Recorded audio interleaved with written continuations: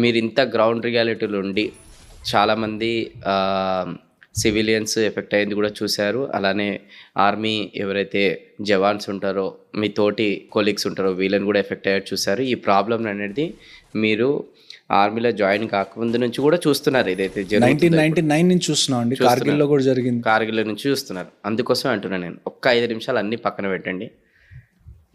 You are the prime minister అనుకోండి, you are the leading India person అనుకోండి, అంటే front face of the leader.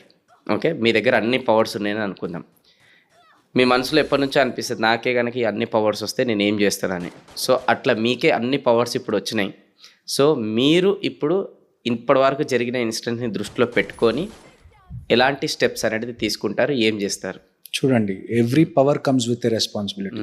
నేను ఏ step తీసుకున్నా కానీ అన్నిటికన్నా నా ఫస్ట్ కన్సర్న్ ఏముంటుంది అంటే, నా ప్రజలు